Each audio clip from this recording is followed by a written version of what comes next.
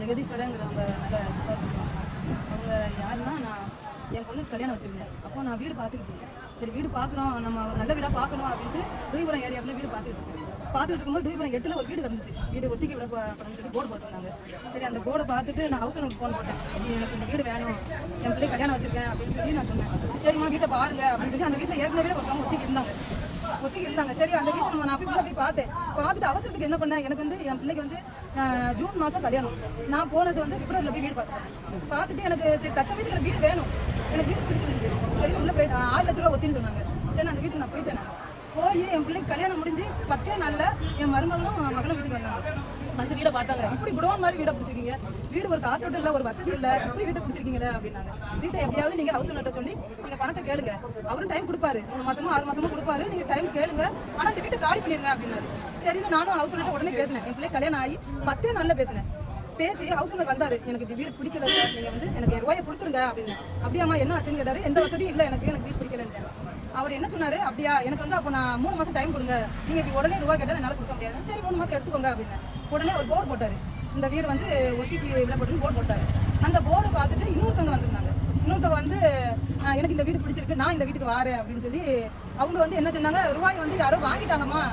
அந்த அக்கா வந்து என்கிட்ட வந்து பேசினாங்க, இந்த வீட்டுக்கு நான் ரூபாய் வாங்கிட்டேனே, நீ இன்னும் வீட்டை காலி பண்ணலையா, காலி பண்ணாமல் இந்த வீட்டிலே இருக்க அப்படின்னு கேட்டாங்க. நீங்கள் ரூபா கொடுத்ததும் தெரியாது, அந்த ஆள் வாங்கினதும் எனக்கு தெரியாது. ஆனால் நான் இன்னும் இந்த வீட்டுக்குள்ள தான் இருக்கேன், என் கைக்கு ரூபா வந்தால் தான் நான் இந்த வீட்டை விட்டு போக முடியும், என் ரூபா கைக்கு வராமல் இருக்கிறது நான் இந்த வீட்டை விட்டு போக முடியாது. ஹவுஸ் ஓனர் ஃபோன் போடுறேன், நீங்கள் யார்ட்டையும் ரூபா வாங்கிட்டீங்களாமே, இந்த போனை பார்த்துட்டு யாரோ ரூபா கொடுத்துருக்காங்க உங்களுக்கு, நீங்கள் வாங்கிட்டீங்களா அப்படின்னா, உங்கள்கிட்ட யார் சொன்னது நான் அப்படிலாம் வாங்கலை அப்படின்னாரு.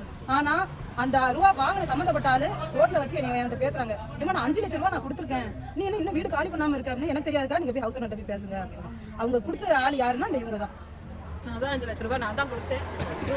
7ஆம் தேதி 7ஆம் மாதம் நான் கொடுத்தது, 25வது வருஷத்துல நான் கொடுத்து 1 வருஷம் ஆக போகுது. இன்னைக்கு வரைக்கும் நான் ரூபாயும் கேட்குறேன், இல்லை வீடு வேணும், இல்லை வீடு காலி பண்ணி தரேன்னு சொன்னீங்க, எந்த ரெஸ்பான்ஸ் இல்லாமல் இப்படி இருந்தால் எனக்கு என்ன பதில் சொல்றீங்க அப்படி நானும் ஃபோன் பண்ணி கேட்குறேன். நேரடியாக ஒரு தடவை தான் நான் பைசா கொடுத்த பிறகு 2 தடவை தான் மூஞ்சியை பார்த்துருக்கேன். அதுக்கப்புறம் ஃபோன் பண்ணி கேட்டால் ஃபோனை எடுக்க மாட்டேங்கிறாங்க, பணமும் வரல, எனக்கு ஃபோன் பண்ணாலும் எடுக்க மாட்டேங்கிறாங்க. உங்க போனால் எங்கேயும் போகல, என்கிட்ட தான் இருக்கு, நான் தந்துடுறேன், அவங்களை காலி பண்ணி நான் உங்களை இந்த வீட்டில் தான் நான் தான் குடி வைப்பேன் அப்படி இப்படி நான் ரொம்ப காரணமாக பேசி இன்னைக்கு வரைக்கும் இப்போ ஃபோன் பண்ண 1 வருஷம் ஆகுது, இப்போ வரைக்கும் ஃபோனே எடுக்கல. ஆனா அவங்க என்ன சொல்றாங்க அப்படின்னா, நீ ரூபாயை நான் உங்கள்ட்ட கொடுத்ததை எதுக்கு நீங்க அங்க சொன்னீங்க அப்படின்னு எங்கள்ட்ட வந்து சத்தம் போடுறாங்க அப்படின்னு கேக்குறாங்க. எங்கள்ட்ட வந்து சத்தம் போடுறாங்க, சொல்லாம நாங்க எப்படி இருப்போம், நாங்க கொடுத்த காசுக்கு நீங்க காலி பண்ணாம இருக்கீங்க அப்படின்னு சொல்லும்போது நாங்க எப்படி பேசாம இருக்க முடியும்?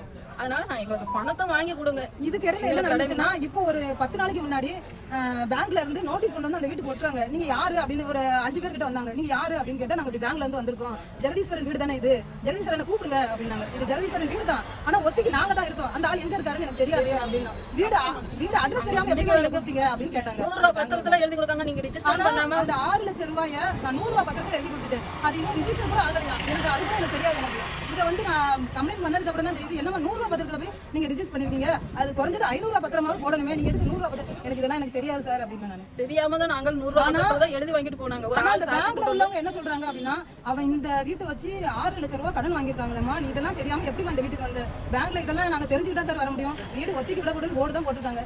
சரி நாங்க உள்ள போயிட்டோம். ஆனா அவன் இந்த வீட்டை வச்சு அவன் கடன் வாங்கியிருக்காங்கிறது எனக்கு இந்த 10 நாளைக்கு முன்னாடி தான் எனக்கு தெரியும். நோட்டீஸ் ஒட்டிட்டாங்க.